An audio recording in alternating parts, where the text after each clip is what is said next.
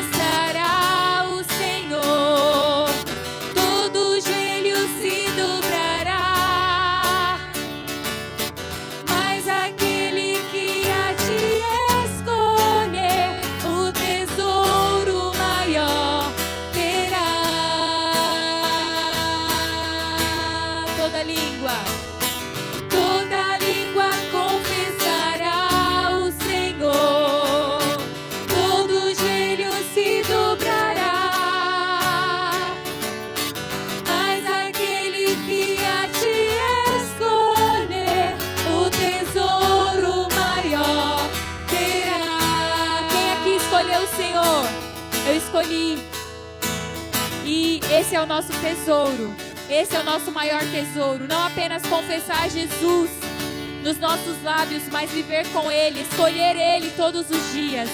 Esse é o convite de Deus para nós, amém? Vamos declarar de novo, vem. Vem, essa é a hora da adoração. Vem.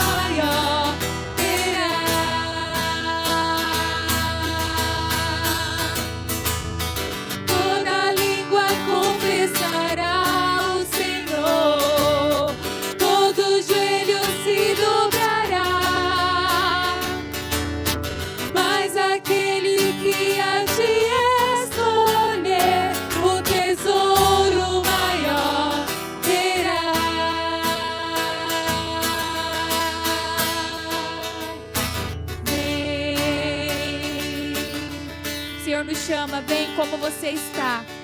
Às vezes a gente pensa que para estar com Jesus nós temos que primeiro nos aperfeiçoar, estar limpos, puros, preparados. Mas o Senhor nos chama como estamos, porque Ele nos ajudará nesse processo e nos transformará.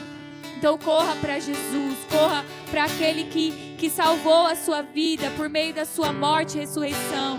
Ele te chama, Ele te chama. O nosso Deus nos chama. Aleluia.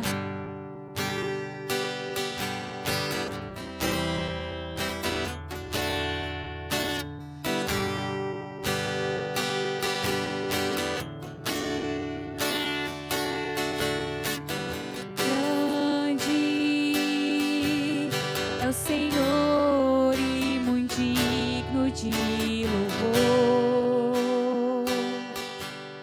na cidade do nosso Deus, seu santo monte. Alegria de toda a terra,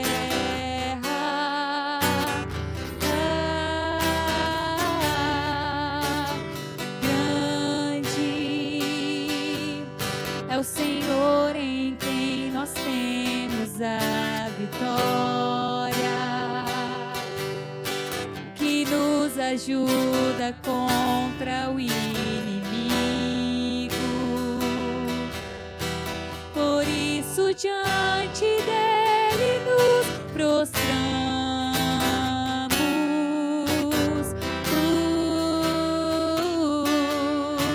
Queremos o teu nome engrandecer e agradecer-te por tua obra em nossas vidas.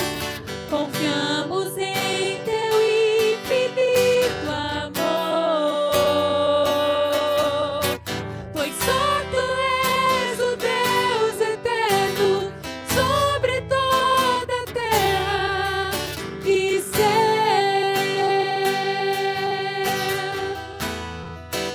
Grande, grande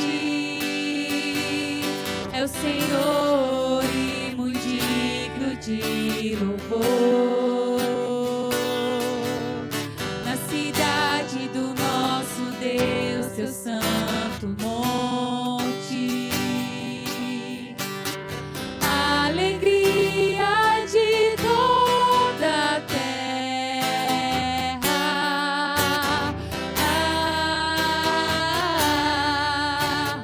grande é o Senhor em quem nós temos a vitória, que nos ajuda contra o inimigo. Por isso diante dele nos prostramos.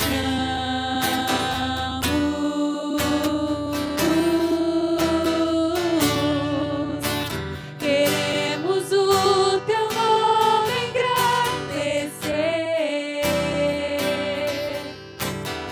e agradecer-te por tua obra em nossas vidas. Confiamos em teu infinito amor, pois só tu és o Deus eterno sobre toda a terra e céu.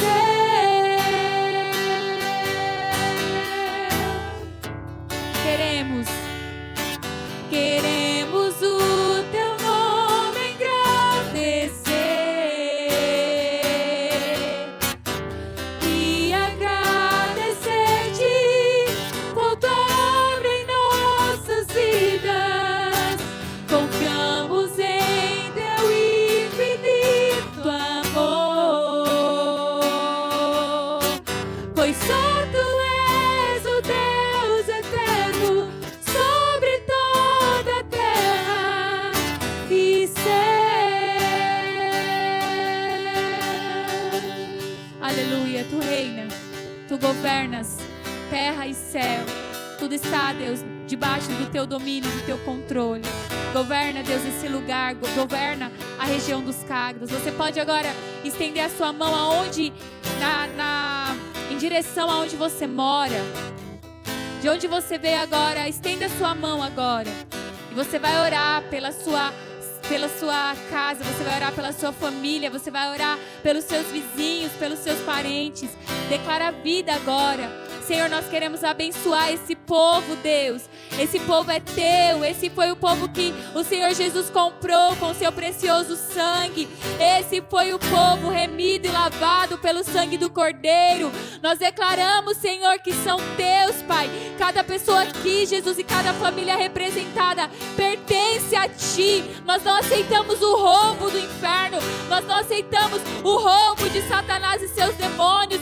Senhor, nós oramos agora, resgata aqueles, Deus, que estão encarcerados, aqueles que estão aprisionados, aqueles que estão nesse momento sem conseguir se mover, Pai amado, mesmo sabendo que precisam do Senhor, mas estão acorrentados. Deus, liberta, tira as algemas agora. Declaramos em nome de Jesus a liberdade. Declaramos que o povo dos Cágados, o povo aqui de Buíque é um povo livre, liberto, restaurado, para viver uma nova vida em Jesus. Nós não aceitamos o alcoolismo regendo a vida de homens aqui. Declaramos que eles são teus, Senhor, que se levantem os filhos do Senhor em santidade. Declaramos, Senhor, a vida de cada mulher, cada jovem, ser com elas, Pai, em nome de Jesus. E não aceitamos aqui a prostituição, a sensualidade, aquilo que o Senhor deu de tão precioso sendo roubado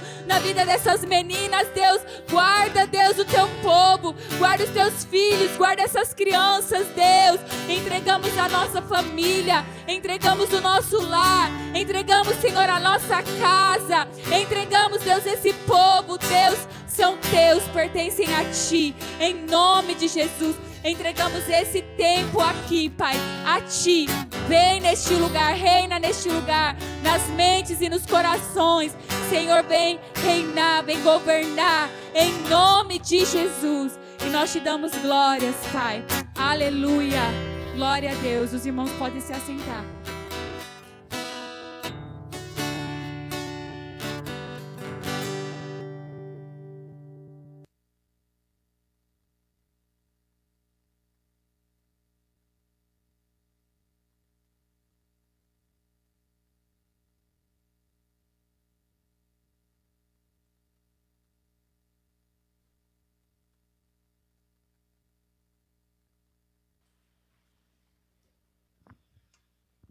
Glória a Deus.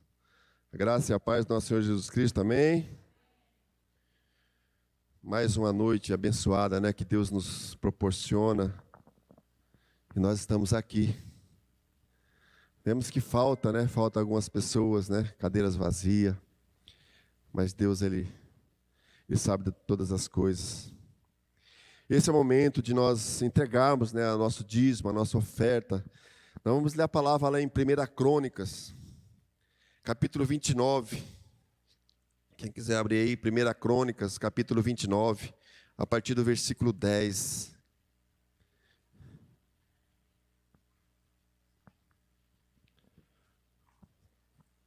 Diz assim: Então Davi louvou o Senhor na presença de toda a comunidade.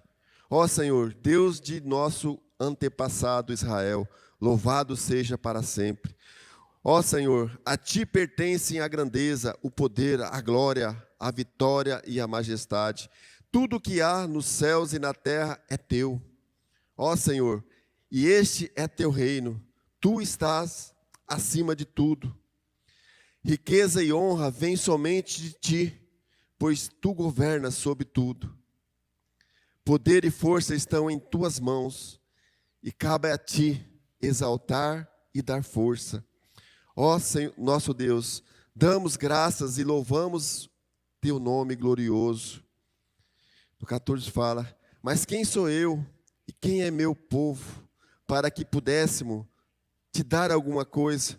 Tudo o que temos vem de Ti, e demos apenas o primeiro de Ti recebemos.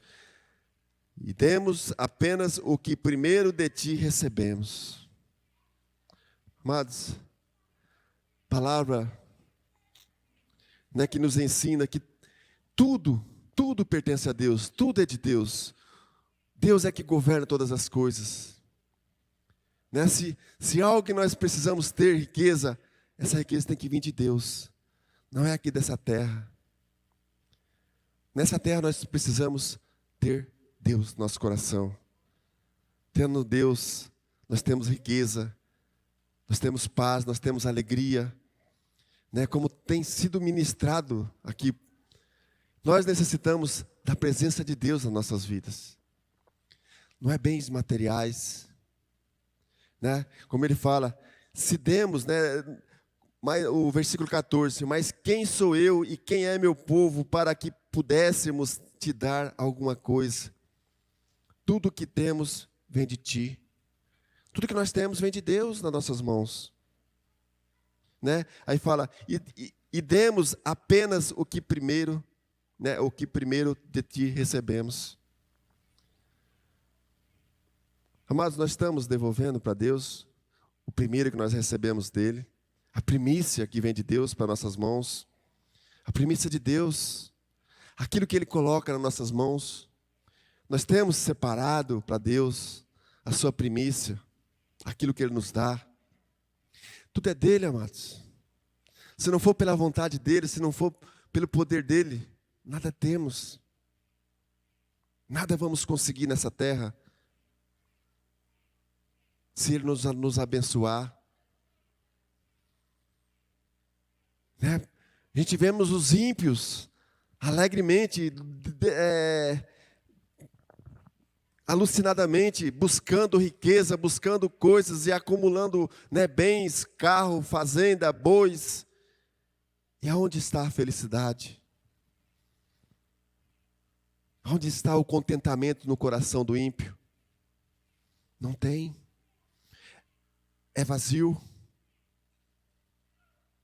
Né? O mesmo momento que tem, amanhã pode perder tudo. Né? Pode ter bastante vaca, mas se der uma doença, se der uma coisa, der uma seca muito braba, tudo vai ao chão, tudo vai ao vento, tudo vai ao pó. E o que sobra para nós? Deus Todo-Poderoso, Ele que cuida de nós. Então você que trouxe hoje a sua primícia, aquilo que Deus colocou na sua mão, né? Lembramos de separar aquilo que é de Deus. Primeira coisa, a primícia, separe para Deus e devolva a Deus, que é dele. Tudo é dele, nada é nosso. Amém? Separa aí, pega o seu envelope na frente da sua cadeira. Separa aí enquanto nós vamos agradecer a esse Deus maravilhoso. Pai, nós te louvamos, nós te agradecemos, Deus. Oh Deus, nós somos gratos a Ti, Pai, por todas as coisas que o Senhor tem, Pai, feito nas nossas vidas, Pai, ministrado no nosso coração, na nossa mente, Pai. Oh Deus, tudo aquilo que o Senhor tem feito, Pai, oh Deus, na nossa casa, na nossa família, Pai. Eu sei que grandes coisas o Senhor já fez, Pai, e grandes coisas o Senhor ainda tem para fazer em nós, Pai, na nossa casa, na nossa família, Pai. Oh Deus, que nós venhamos, Pai, colocar o nosso coração em Ti, Pai. Nada que buscamos nesse mundo, Pai, vai nos fazer, Pai, ser contentes, contentar o nosso coração. Que o que contenta, Pai, o que traz o nosso contentamento, a paz em nós, a alegria, Pai, é o Senhor, Papai. Pois sabemos que o Senhor é dono de todas as coisas, Pai, dono do ouro, da prata, Pai. Oh Deus, o que nós entregamos para o Senhor aqui, Pai, não é nada diante daquilo que o Senhor nos dá, daquilo que o Senhor coloca em nossas vidas, Pai. Oh Deus, nós te agradecemos, Deus, por todas essas coisas, Pai. Oh Deus, e abre a nossa mente, o nosso coração, Pai, para que nós venhamos, Pai, desprender dessas coisas desse mundo, Pai, para que nós venhamos entender essa palavra, Pai, todos os seus mandamentos, Pai, tudo aquilo que o Senhor, oh Deus, ministra em nossas vidas, Pai. Se o Senhor está dizendo isso, Pai, porque o Senhor tem bênção para nós, e a sua palavra nos garante que o Senhor derrama bênção sobre nós, sobre a nossa casa. Obrigado, Jesus, nós te louvamos, nós te agradecemos, Pai. Abençoa, Pai, esse momento, Pai, em nome de Jesus. Amém. Amém, amados? Você que trouxe, sai do seu lugar, venha até o gasofilácio e venha com alegria. Amém?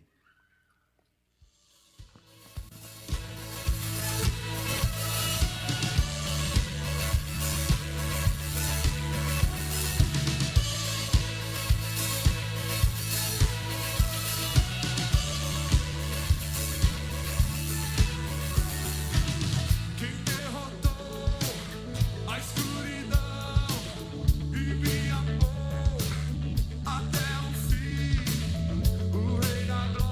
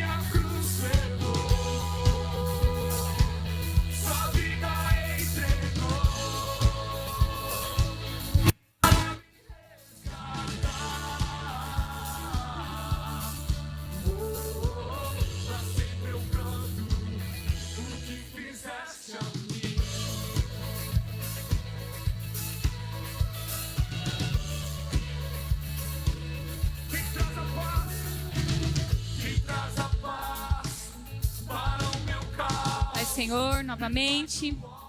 Vamos orar pelas crianças. Crianças, venham aqui.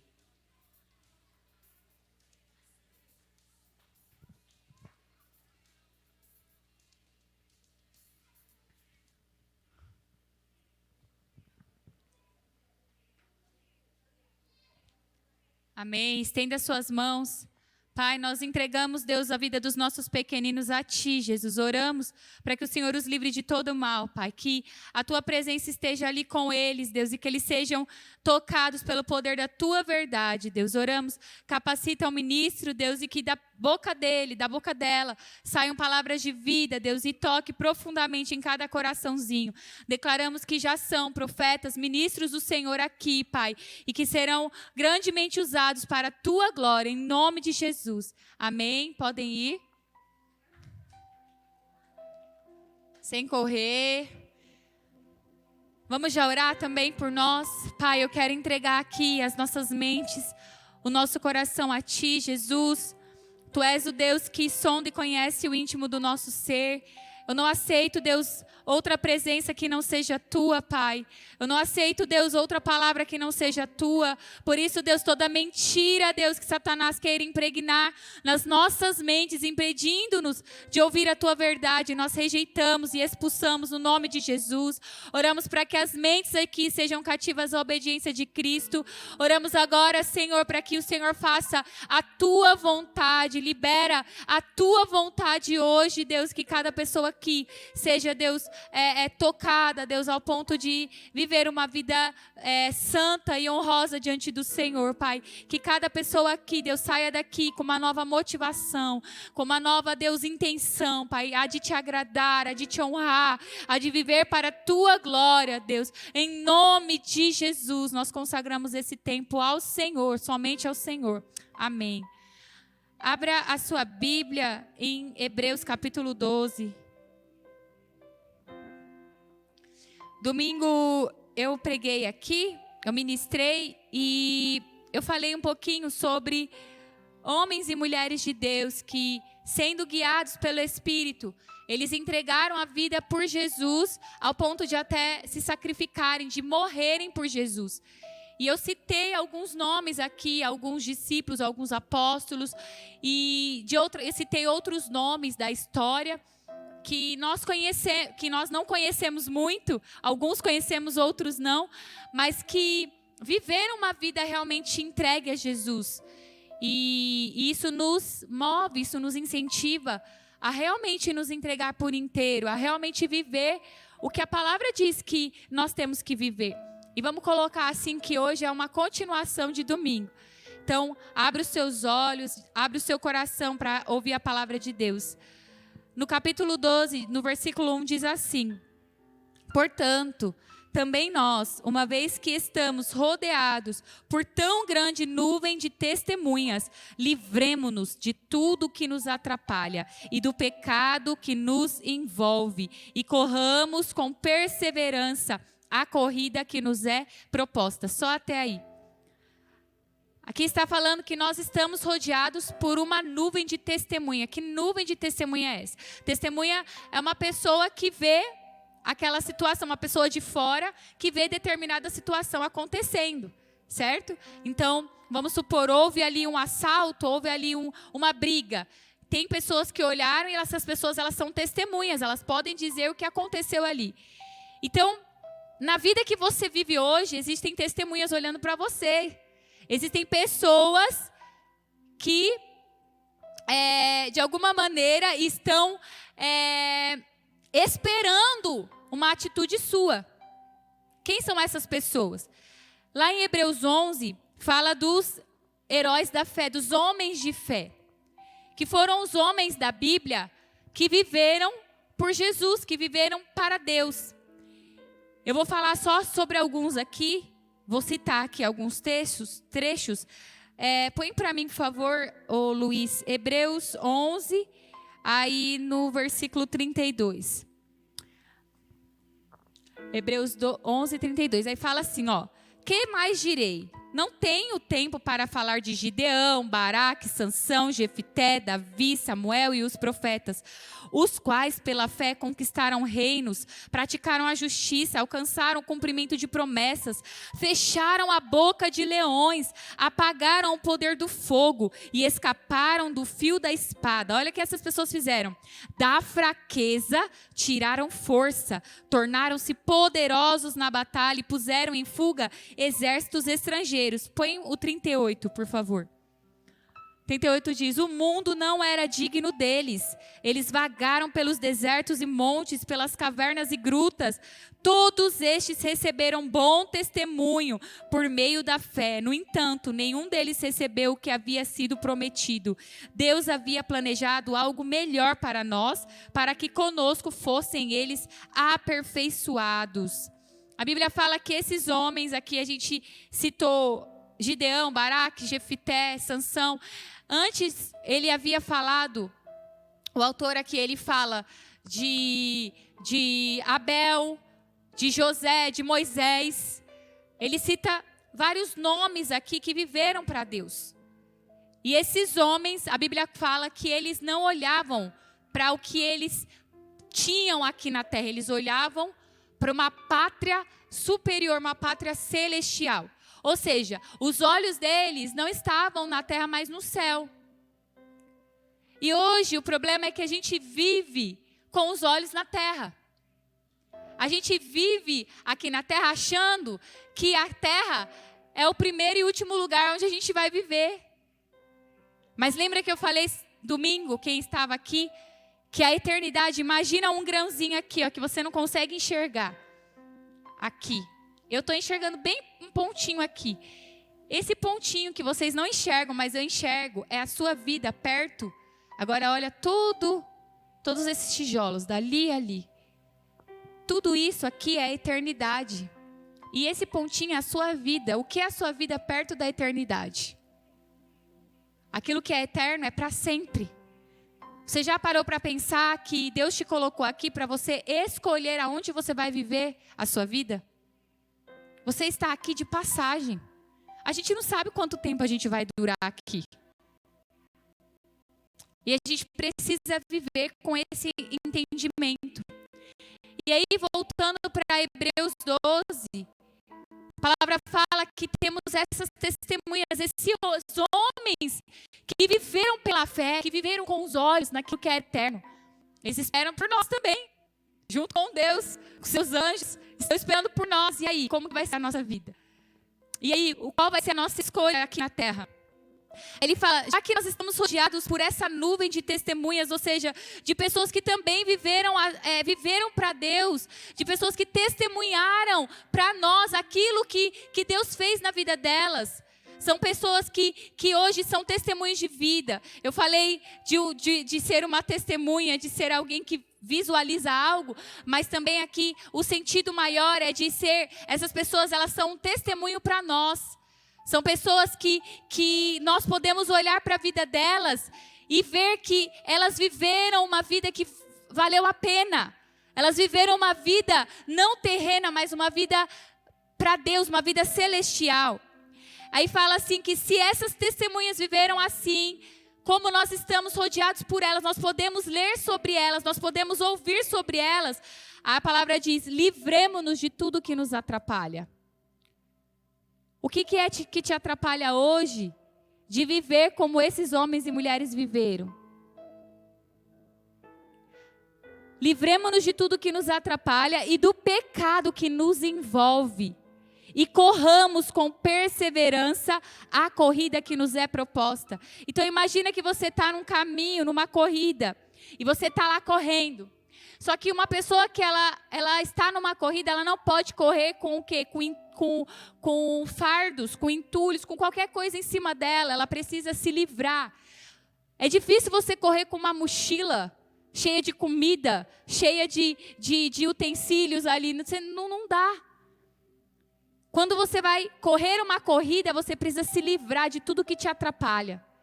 E a Bíblia está falando aqui, ó, se livra de tudo que te atrapalha. O que te atrapalha nessa vida? O que te força a viver aqui na terra, preso nessa terra?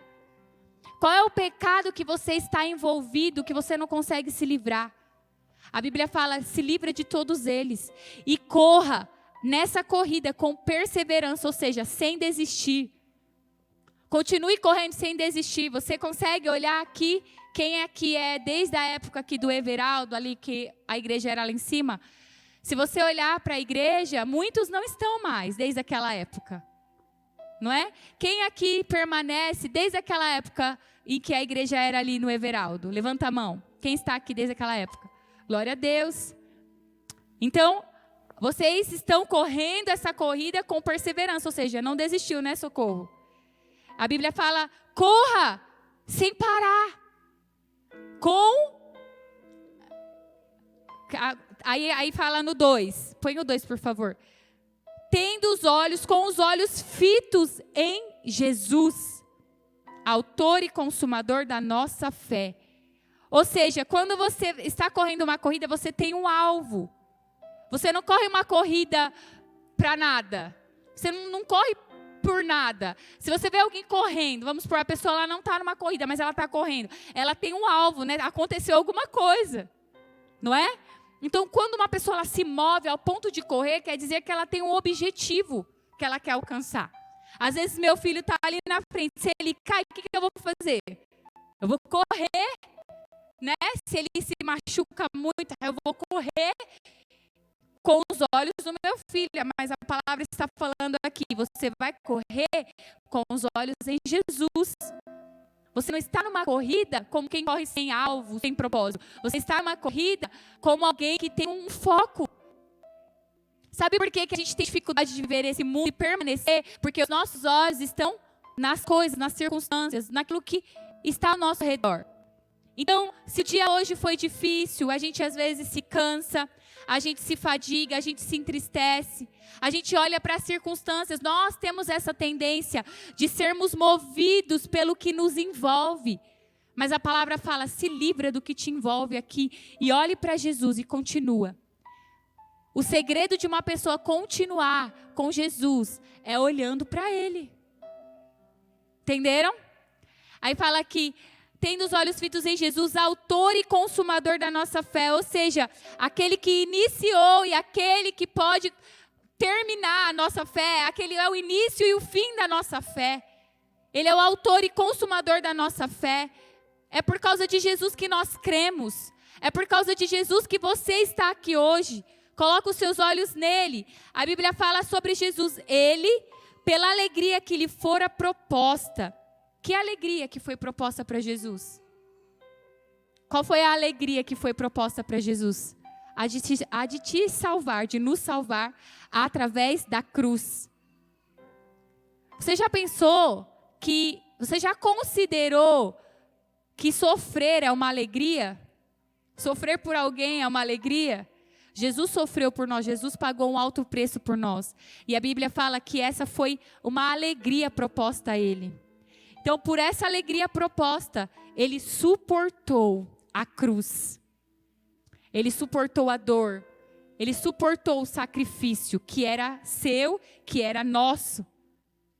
Era meu. Era para nós morrermos. E Ele suportou tudo isso.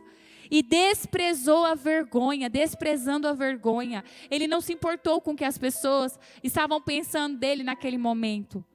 Vocês sabem que quando Jesus foi preso e foi crucificado, os soldados e os judeus ali zombavam dele. Você não é o filho de Deus? Por que você não desce da cruz? Por que você não salva a ti mesmo? Você não pode nem se salvar? Ele desprezou a vergonha. E a gente às vezes fica tão preso no que as pessoas pensam de nós. Muitas vezes a gente tem vergonha de falar que pertencemos a Jesus. Temos vergonha de dizer, não, eu pertenço a Deus, a Jesus. Eu estou indo para a igreja. Eu sou cristão, eu sou cristã. Mas a Bíblia fala que Ele desprezou a vergonha. Jesus, Ele não se importou com a vergonha, Ele passou tudo isso por nós. Então, coloque os seus olhos nele, que desprezou a vergonha e hoje se assentou à direita do trono de Deus. Ele está assentado no trono de Deus, à direita do trono de Deus. Sabe, irmãos, a gente precisa aprender com Jesus.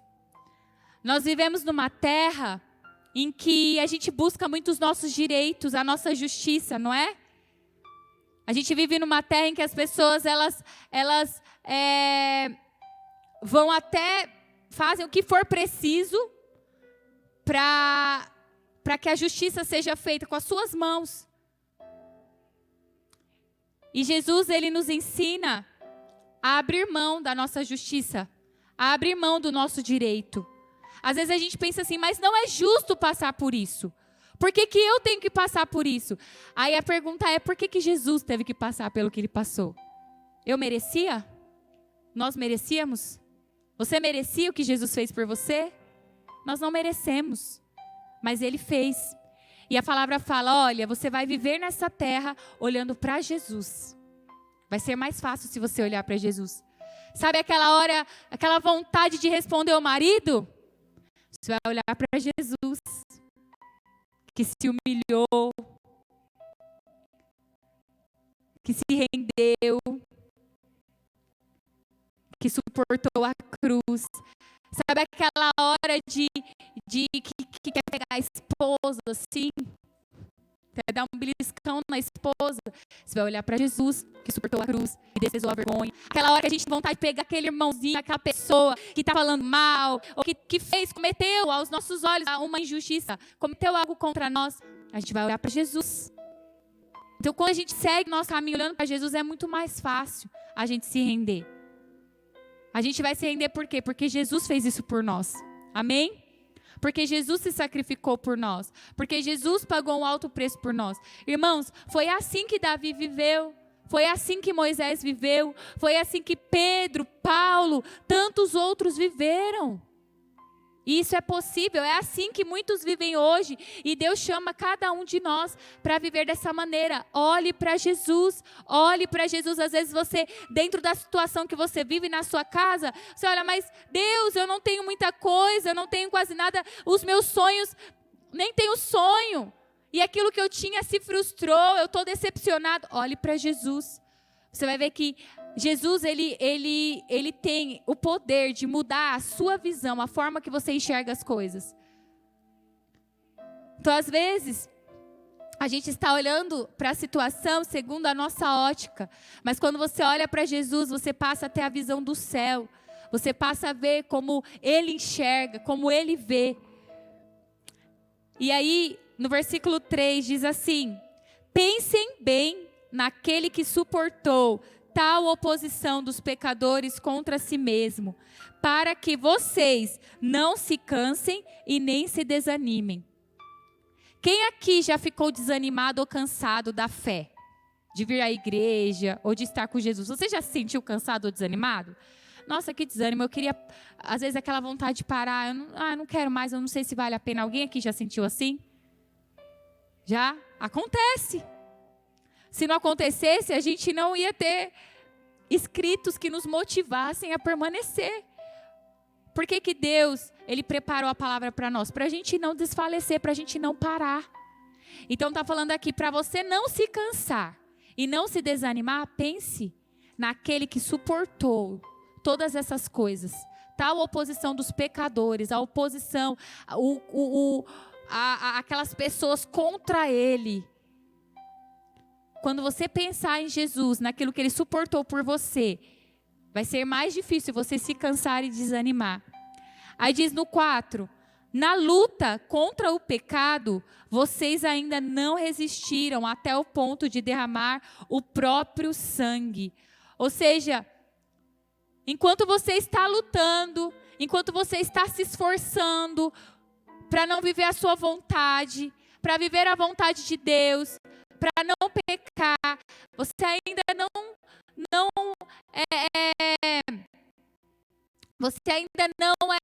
não resistiu até o ponto de sofrer. Você não sofreu tanto até o ponto de derramar sangue. Às vezes a gente pensa, eu não vou aguentar, não vou resistir. Não, você aguenta, porque Deus te deu tudo aquilo, todo o respaldo, tudo aquilo que você precisa, a força que você precisa para continuar. Deus te deu. E você vai chegar até o fim, amém? Aí diz no 5, Vocês se esqueceram da palavra de ânimo que ele lhes dirige como a filhos. Meu filho, não despreze a disciplina do Senhor, nem se magoe com a sua repreensão, pois o Senhor disciplina a quem ama e castiga todo aquele a quem aceita como filho. 7. Suportem as dificuldades, recebendo-as como disciplina. Deus os trata como filhos. Olha que legal. Como que é que Deus trabalha na nossa vida, no nosso coração, no nosso caráter? Como que Deus te amadurece? Através das dificuldades. Por quê? Deus nos trata como filho. Quem é pai aqui ou mãe? Levanta a mão. Vocês corrigiram os seus filhos? Sim ou não? Sim. Por quê? Por que a gente corrige os filhos? A gente quer ensiná-los, nós queremos ensiná-los a serem pessoas melhores, né? A gente quer ensinar o que é certo, a gente quer ensinar o nosso filho, a nossa filha a serem pessoas corretas, pessoas íntegras, não é? Você disciplina porque você ama ou não? Se a gente ama, a gente corrige, certo? A Bíblia fala que Deus nos ama e Ele nos trata como filhos, por isso Ele nos corrige. E como que Ele nos corrige? Ele pega um pedaço de pau e dá na gente? Não! Como que Deus usa? O que Deus usa de correção para nós? As dificuldades. Tudo aquilo que você passa na sua vida, de dor, de sofrimento, toda dificuldade, toda circunstância difícil, é Deus ensinando você. Fala para mim, se você hoje é uma pessoa forte por causa das coisas boas que você passou, dos momentos bons ou dos momentos difíceis que você passou. Quem aqui aprendeu com a dor? Vocês conseguem entender? Ah, Sara, mas eu sofri demais. Eu sei, muitas pessoas sofrem muito. É certo, às vezes, o que alguns pais fazem? Não. É certo o que alguns maridos fazem? Enfim, não. Mas se você aprender com tudo isso, você vai ser uma pessoa forte, uma pessoa madura. Se você aprender com tudo isso, você vai ser uma pessoa curada e que vai também curar outras pessoas. Mas cada momento difícil o Senhor nos ensina. E o Senhor nos amadurece. O Senhor mexe com o nosso caráter.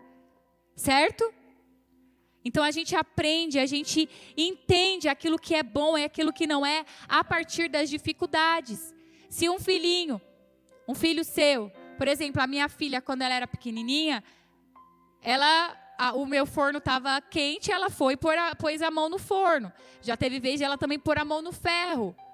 Como que ela aprendeu, como ela entendeu e amadureceu, entendendo que todas aquelas coisas eram quentes e podia fazer mal para ela, colocando a mão.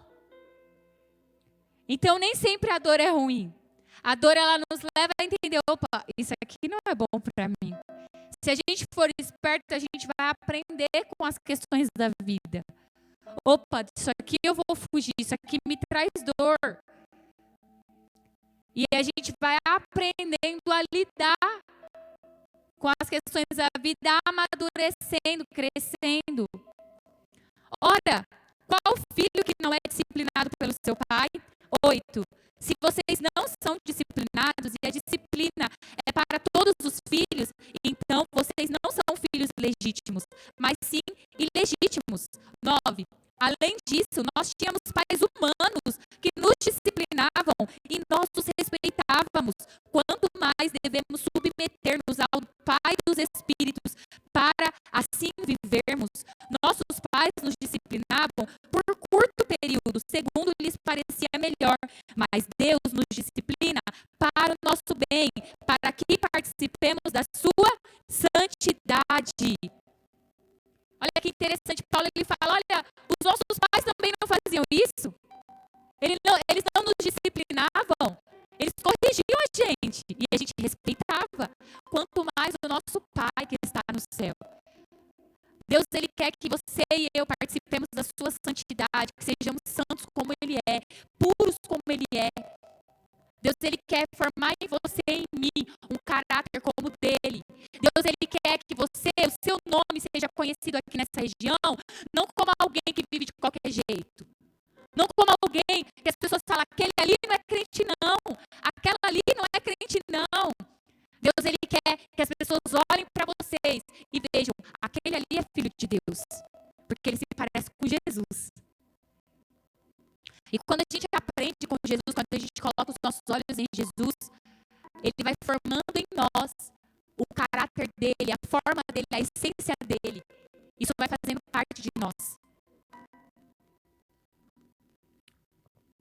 Para finalizar, o versículo 11 diz assim: nenhuma disciplina parece ser motivo de alegria no momento, mas sim de tristeza.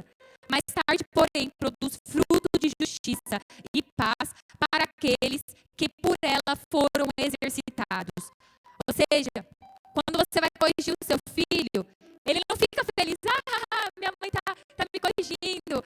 Ou meu pai tá me corrigindo. Minha mãe me bateu. Não. Quando você vai corrigir o filho, ele chora. Ah, ele não tá entendendo, né? Tem momentos que eu tenho que pegar os meus filhos, eu corrijo com a vara, e eu vou lá e tenho que dar a varadinha no bumbum, abaixa a calça, dá a varadinha, e vou sentar, vou conversar. Você tá entendendo o que você fez?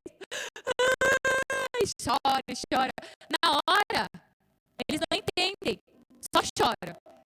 Aí depois para de chorar, mamãe, me perdoa. Vamos orar, vamos pedir perdão para Deus. O Senhor sempre perdoa, né? Isso que é bom, Ele sempre vai nos perdoar. Eu falo sempre isso para os meus filhos.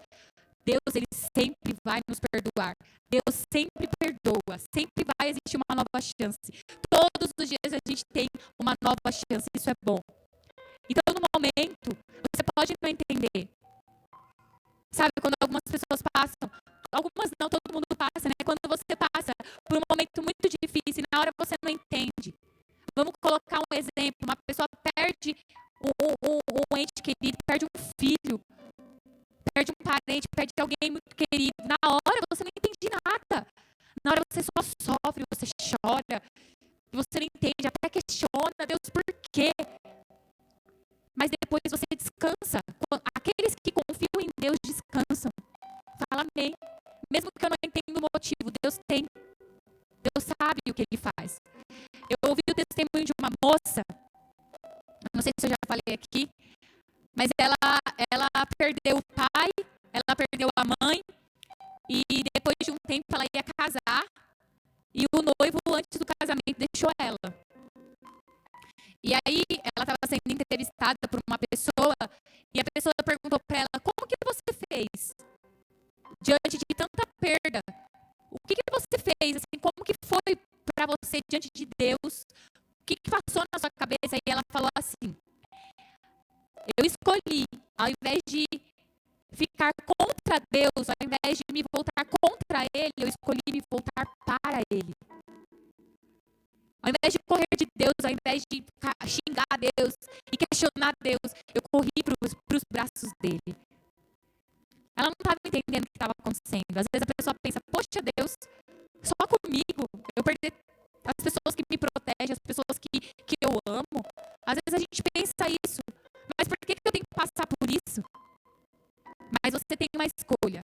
Ou você olha para Jesus e se volta para Ele e continua correndo nesse caminho, nessa corrida.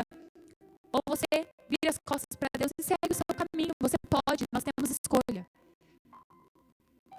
É aquilo que eu falei no início. É a nossa escolha. Aqui você decide aonde você vai viver a sua eternidade. A sua escolha é aqui. Então, quando você entende isso, você passa a viver para Jesus. Se você realmente